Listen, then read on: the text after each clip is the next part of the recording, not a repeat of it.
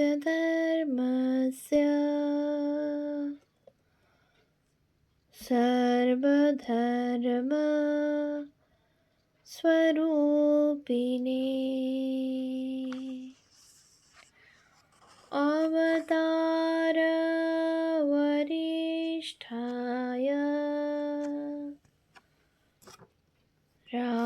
रामकृष्णाय ते नमः।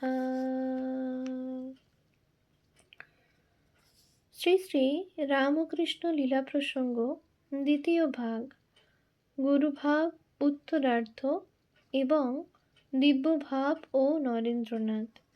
পূজনীয় স্বামী শারদানন্দজি মহারাজের রচনা। পৃষ্ঠা সংখ্যা 34। গুরুভাব ও নানা সাধু সম্প্রদায়।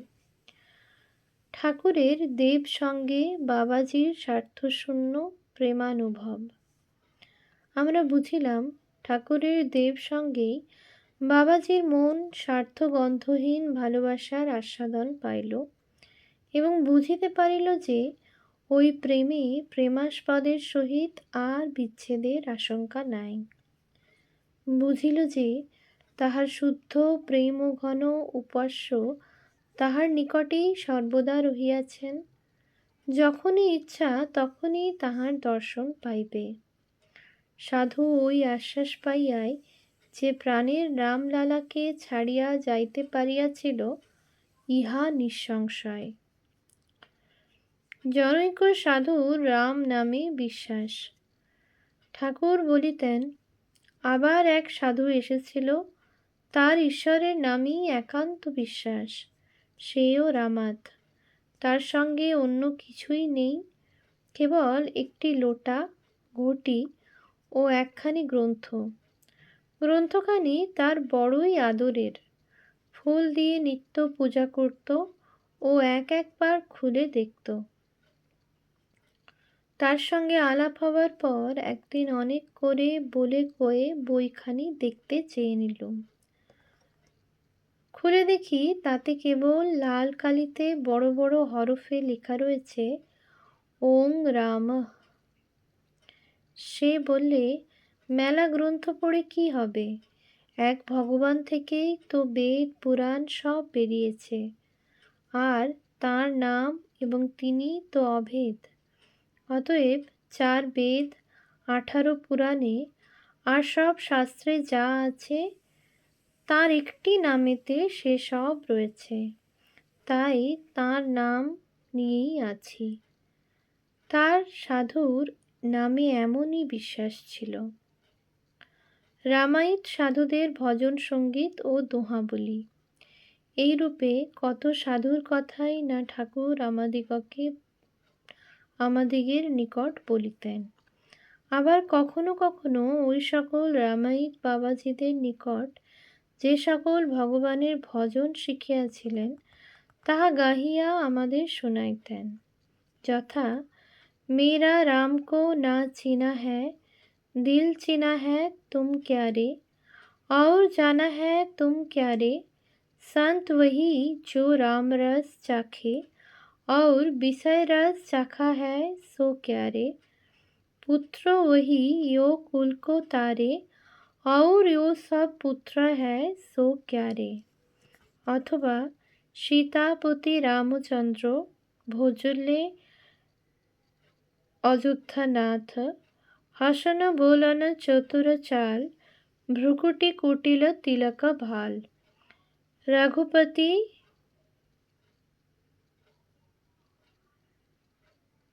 रघुराय दूसरा ना कोई, आयन बायन दृक्ष विशाल, नासिका शोभाई।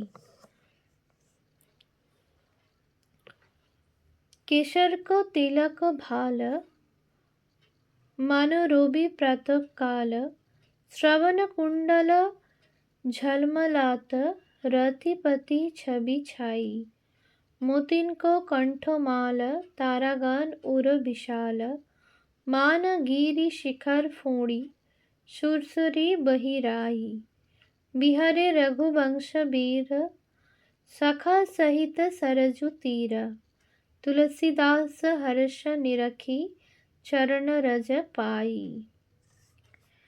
सीतापति रामचंद्र रघुपति रघुराई, भजले अयोध्या नाथ दूसरा न कोई। हसन बोलन चतुर चाल, अयन बयन दृग विशाल, भ्रुकुटि कुटिल तिलक भाल, नासिका सुभाई।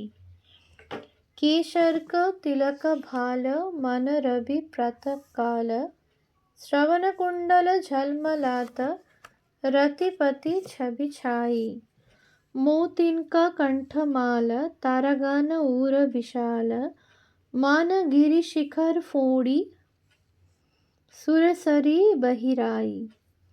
बिहारे रघुवंश वीर, शाखा सहित सरयू तीर, तुलसीदास हर्ष निरखी, चरण रज पाई। अथवा गाहितेन, राम भजा सेई जियारे जग में, राम भजा सेई जियारे। अथवा मेरा राम बिना कोई नहीं रे तारन वाला।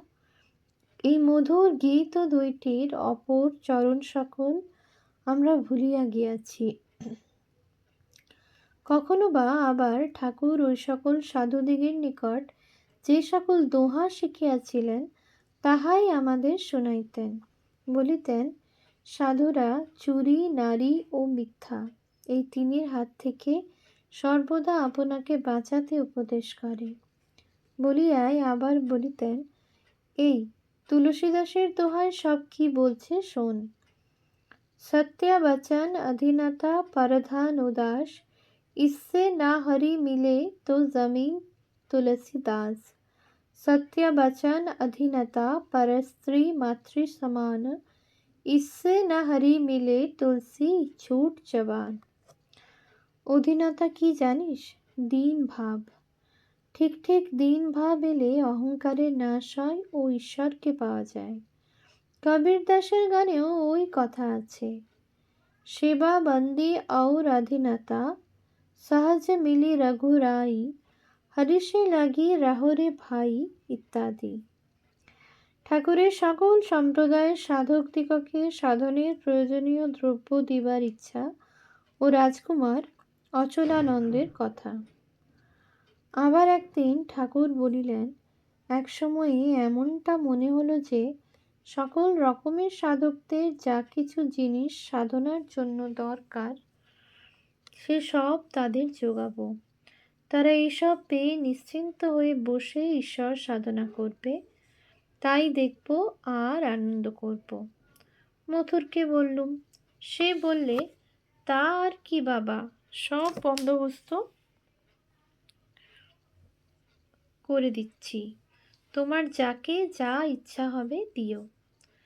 ঠাকুর বাড়ির ভাণ্ডার থেকে চাল, ডাল, আটা প্রভৃতি যার যেমন ইচ্ছা তাকে সেই রকম সিধা দিবার বন্দোবস্ত তো ছিলই। তার উপর মথুর সাধুদের দিবার জন্য লোটা, কমণ্ডলু, কম্বল, আসন, মাই তারা যেসব নেশা ভাঙ করে, সিদ্ধি, গাঁজা, তান্ত্রিক সাধুদের জন্য কারণ প্রভৃতি সকল জিনিস দিবার বন্দোবস্ত করে দিলে। তখন তান্ত্রিক সাধক ঢের আসত ও শ্রীচক্রের অনুষ্ঠান করত। আমি আবার তাদের সাধনার দরকার বলে আদা পেঁয়াজ ছাড়িয়ে মুড়ি, কড়াই ভাজা আনিয়ে সব জোগাড় করে দিতুম। আর তারা সব ওই নিয়ে পূজা করছে, জগদম্বাকে ডাকছে দেখতুম। আমাকে তারা আবার অনেক সময় চক্রে নিয়ে বসত, অনেক সময় চক্রেশ্বর করে বসাতো, কারণ গ্রহণ করতে অনুরোধ করত। কিন্তু যখন বুঝতো যে ওসব গ্রহণ করতে পারি না, নাম করলেই নেশা হয়ে যায়, তখন আর অনুরোধ করতো না। কারণ তাদের সঙ্গে বসলে কারণ গ্রহণ করতে হয় বলে কারণ নিয়ে কপালে ফোঁটা কাটতুম বা আঘ্রাণ নিতুম বা বড় জোর আঙুলে করে মুখে ছিটে দিতুম আর তাদের পাত্রে সব ঢেলে ঢেলে দিতুম। দেখতুম তাদের ভেতর কেউ কেউ উহা গ্রহণ করেই ঈশ্বর চিন্তায় মন দেয়, বেশ তন্ময় হয়ে তাঁকে ডাকে। অনেকে আবার কিন্তু দেখলুম লোভে পড়ে খায়, আর জগদম্বাকে ডাকা দূরে থাক, বেশি খেয়ে শেষটা মাতাল হয়ে পড়ে। একদিন ওই রকমের বেশি ঢলাঢলি করাতে শেষটা ওসব কারণাদি দেওয়া বন্ধ করে দিলুম। রাজকুমারকে কিন্তু বরাবর দেখেছি গ্রহণ করেই তন্ময় হয়ে জপে বসত, কখনো অন্যদিকে মন দিত না। ইনি কয়েক বৎসর হইল দেহত্যাগ করিয়াছেন। কালীঘাটে অনেক সময় থাকিতেন এবং অচলানন্দ নাথ প্রসিদ্ধ ছিলেন। ইনি অনেকগুলি শিষ্য প্রশিষ্য রাখিয়া যান। ইহার দেহত্যাগের পর শিষ্যেরা কালীঘাটের নিকটবর্তী গ্রামান্তরে মহা সমারোহে তাহার শরীরের মৃত সমাধি দেয়। শেষটা কিন্তু যেন একটু নাম যশ প্রতিষ্ঠার দিকে ঝোঁক হয়েছিল। হতেই পারে, ছেলেপিলে পরিবার ছিল, বাড়িতে অভাবের দরুন টাকা কড়ি লাভের দিকে একটু আধটু মন দিতে হতো। তা যাই হোক, সে কিন্তু বাবু সাধনার সহায় বলেই কারণ গ্রহণ করত। লোভে পড়ে ওইসব খেয়ে কখনো ঢলাঢলি করেনি, ওটা দেখেছি। ঠাকুরের সিদ্ধি বা কারণ বলিবামাত্র ঈশ্বরীয় ভাবে তন্ময় হইয়া নেশা ও খিস্তি খেউর উচ্চারণেও সমাধি। ঠাকুর কারণ গ্রহণ করিতে কখনো পারিতেন না। এ প্রসঙ্গে কত কথাই না মনে উদয় হইতেছে। কতদিন না আমাদের সম্মুখে তিনি কথা প্রসঙ্গে সিদ্ধি, কারণ প্রভৃতি পদার্থের নাম করিতে করিতে নেশায় ভরপুর হইয়া এমনকি সমাধিস্থ পর্যন্ত হইয়া পড়িয়াছেন দেখিয়াছি। স্ত্রী শরীরের বিশেষ গোপনীয় অঙ্গ, যাহার নাম মাত্রেই সভ্যতাভিমানী জুয়াচোর আমাদের মনে কুৎসিত ভোগের ভাবই উদিত হয়, বা ঐরূপ ভাব উদিত হইবে নিশ্চিত জানিয়া আমাদের ভিতর সৃষ্ট তাহারা অশ্লীল বলিয়া কর্ণে অঙ্গুলি প্রদানপূর্বক দূরে পলায়ন করিয়া আত্মরক্ষা করেন, সেই অঙ্গের নাম করিতে করিতেই এই অদ্ভুত ঠাকুরকে কতদিন না সমাধিস্থ হইয়া পড়িতে দেখিয়াছি। আবার দেখিয়াছি সমাধিভূমি হইতে কিছু নিম্নে নামিয়া একটু বাহ্যদশা প্রাপ্ত হইয়াই ওই প্রসঙ্গে বলিতেছেন, মা, তুই তো ৫০ বর্ণরূপিণী, তোর যেসব বর্ণ নিয়ে বেদ বেদান্ত, সেই সবই তো খিস্তি খেউড়ে।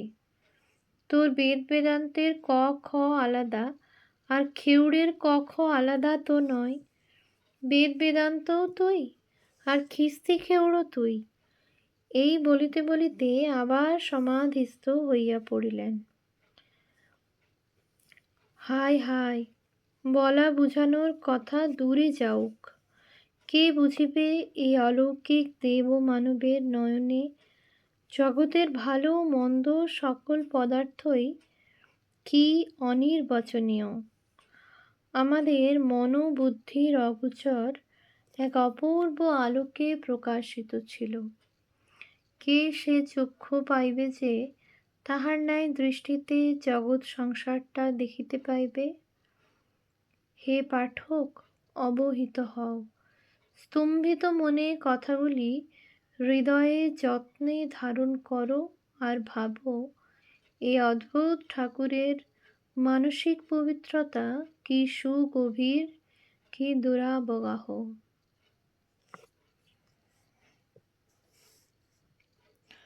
ওম শান্তি শান্তি শান্তি।